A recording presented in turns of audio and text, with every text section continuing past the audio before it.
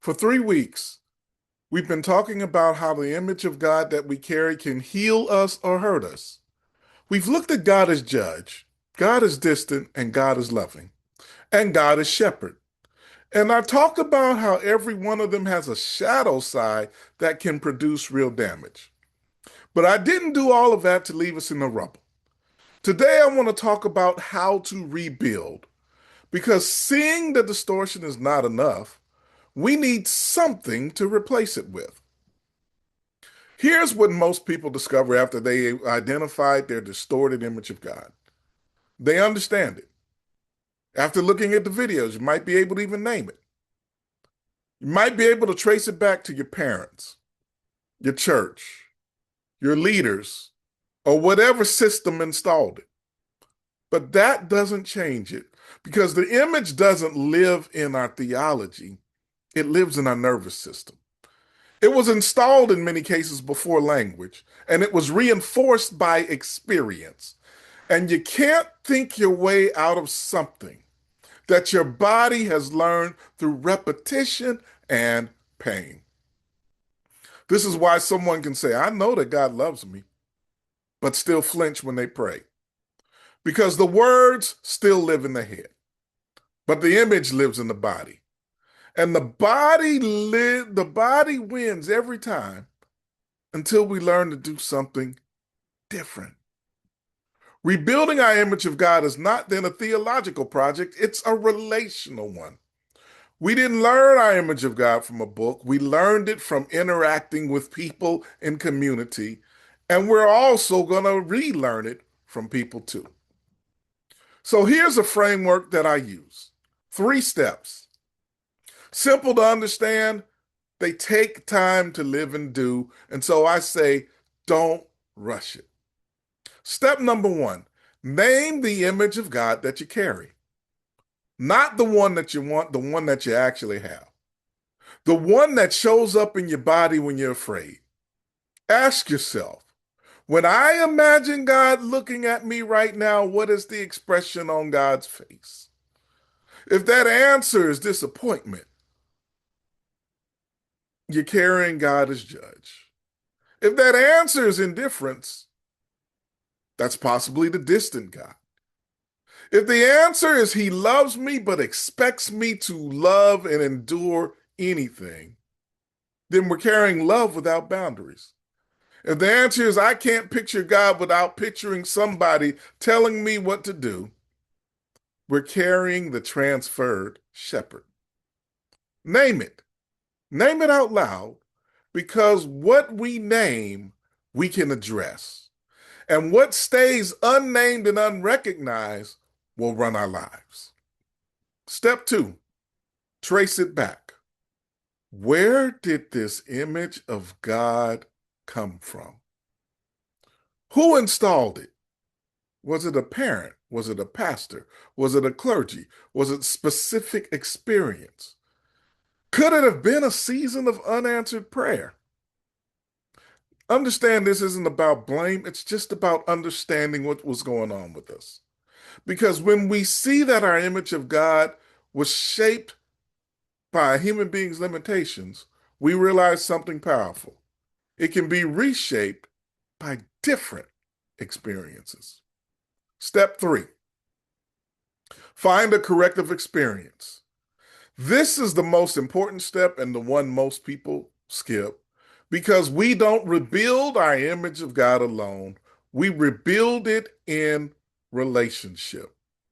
A therapist that can understand faith, a community that practices what it preaches, a mentor who shows a different kind of spiritual authority, a relationship where we experience grace without condition, truth without cruelty, and leadership without control. I'll share this from my own story. I've been involved in many different denominations. The latest denomination I was involved in was with the Methodist Church. And one of the things that was liberating for me is the Methodist Church often talked about grace.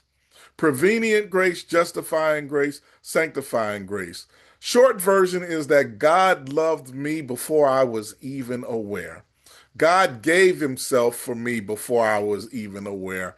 And God walks with me as I walk through this life, moving toward drawing closer to God and living in a better way. Now, for me, that was radical because I spent part of my early years in traditions where God as judge often showed up. In other words, you could go to hell for doing anything. You could go to hell for wearing the wrong shoes.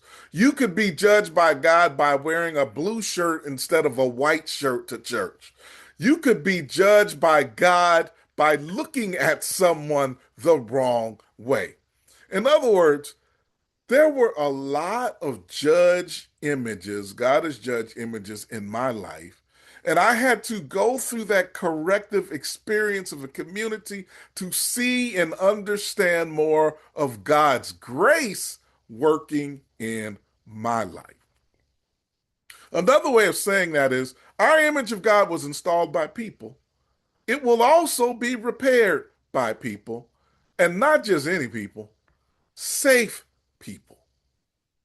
Who can hold your doubt without panicking. That's huge. We all need places where we can wrestle and question theology and our experiences with people who love us and work with us safely. I'm actually building a community at the table that's going to allow people to do some of those things. People who can hold our doubts without panicking. People who can sit with our anger at God without trying to fix it.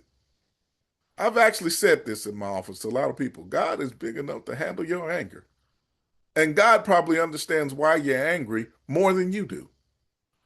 People who represent something different from what has wounded us. Now, for some of us, that corrective experience is therapy. And I do want to normalize that. Seeing a therapist who understands spiritual trauma is not a lack of faith. It's one of the bravest things a person of faith can do because what you're saying is the image that I was given has been hurting with me, and I'm willing to do the work to find a healthier relationship with God and a healthier image of God. So, what does a healthy image of God look like? Let me paint it for you. A healthy image of God is one where you feel known and not condemned for what is known, where you can bring your worst day, your deepest doubt, your ugliest thought, and the response is not punishment, it's presence. Kind of reminds me of when my old church mother says, you can bring your ugly to God, your worst, and you feel like that God still loves you. A healthy image of God includes both justice and mercy, accountability and grace, truth and kindness. It's not one without the other, it's both being held together simultaneously. A healthy image of God doesn't require the human mediator. We can hear God for ourselves.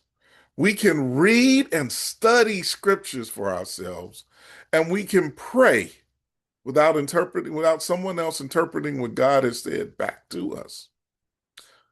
A healthy image of God produces safety and not fear. It invites us closer when we fail instead of pushing us away.